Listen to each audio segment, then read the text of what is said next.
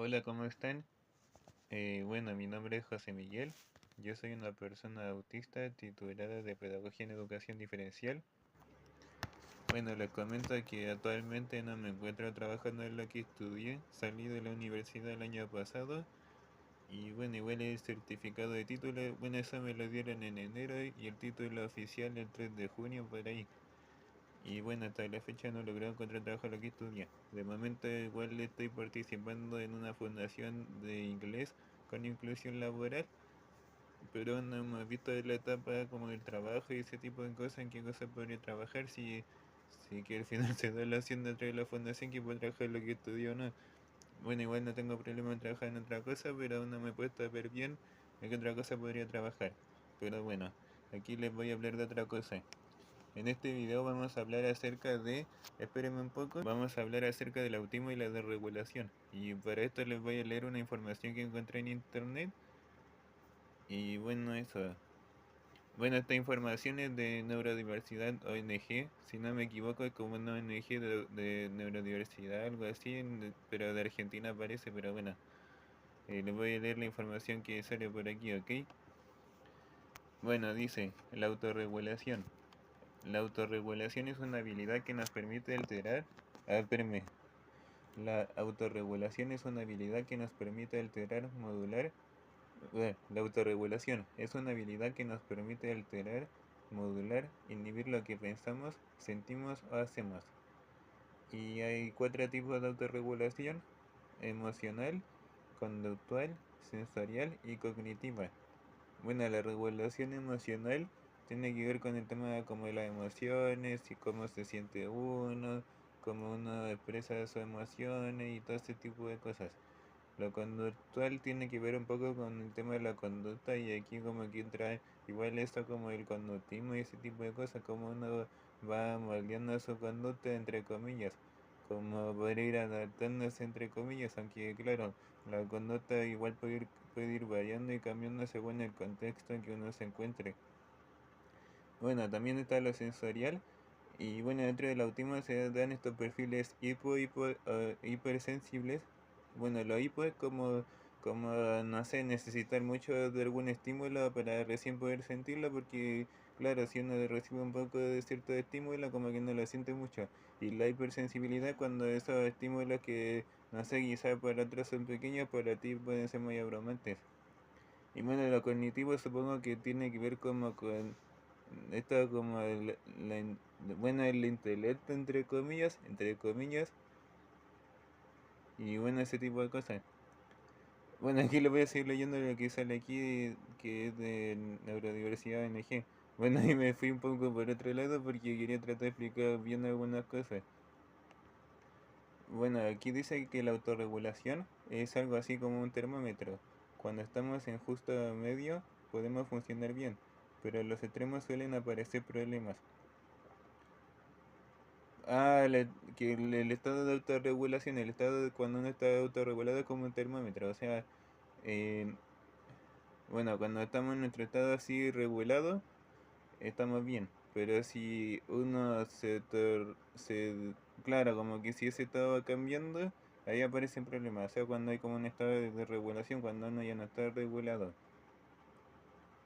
En el fondo, como que aumenta mucho tu energía, como que puede estar tu energía súper alta, o también disminuir. Y esas dos cosas tampoco son muy buenas. Ojo, con que la energía esté muy alta, no me refiero a que uno esté así súper bien, súper motivado, ¿no? Sino que uno tenga mucha energía en algún momento y no sé, pues de alguna manera como que uno necesita como ir regulando un poco esa energía, como ir bajándola un poco. Y el otro lado es cuando ya uno baja demasiado esa energía y eso tampoco es muy bueno. Bueno, aquí dice que mucha información sensorial sobrecarga el organismo y puede hacerlo colapsar. Y también dice que poca información sensorial lleva a que la persona busque estimulación, a veces de manera socialmente inapropiada. Bueno, esto, claro, depende de cada caso. Bueno, en el fondo, cuando hay mucha información sensorial, o sea, no sé, ruido, luces, muchas cosas así, como que, puf, hay personas que se pueden sobrecargar así, puf. Y otras veces el organismo también, y otras veces uno mismo también para regularse necesita tener ciertos estímulos, sentir ciertas cosas. No sé, quizá por eso hay personas que quizá de repente como que se rascan, qué sé yo, o hacen movimientos estereotipados así, como para ir sintiendo un poco más su cuerpo y eso como que le permite regularse. Hay distintas formas de regularse. Pero claro, hay personas autistas que quizás no logran comunicar muy bien como ese tipo de cosas o no saben de qué forma regularlas como así más adecuadas y caen como en acciones que quizás no se expresan las más apropiadas, pero claro, esa cosa igual hay que ir viéndolas un poco de a poco como para ir viendo cómo se pueden trabajar, ¿ok? Bueno, y dice que si las emociones que se registran son muy intensas, pueden dar lugar a expresiones conductuales también intensas, desde abrazos muy fuertes hasta llanto desconsolado. Ah, en el fondo, claro, como que cuando la persona no está muy regulada, no está muy bien, al tratar cómo expresar esa emoción, claro, pues puede caer en desencadenar como en acciones que igual son un poco intensas, o sea, depende de cada cosa. Bueno, a nivel cognitivo, los procesos de pensamiento, atención, memoria y aprendizaje también pueden estar alterados. Ah, sí, que cuando ocurre esta regulación como que la parte cognitiva igual se ve afectada. Y de hecho, hasta igual a mí me pasaba, a mí igual me ha pasado de repente, por ejemplo, cuando no estoy muy regulado, como, o al menos cuando estaba estudiando, como que eso no me permitía poder estudiar muy bien o concentrarme mucho en las calificaciones a veces.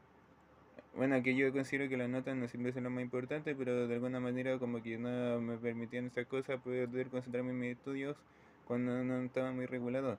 Y es complejo este tema porque, claro, pues alguien que no entiende estos temas como sensoriales o más emocionales, quizá podría verlo como que uno está siendo flojo o algo así, pero en realidad una vez igual está sufriendo, o sea, no todo tiene que ver con el tema de flojera, ¿ok? A veces uno igual está sufriendo. Claro que la idea tampoco es como dejar de lado como la responsabilidad de la cosa que uno tiene que ir haciendo para estar regulado, pero es complejo el tema. Bueno, dice que en autismo, TDAH y otras condiciones el sistema nervioso no siempre puede encontrar ese punto medio y muchas veces eso lleva a situaciones de crisis o mucho malestar.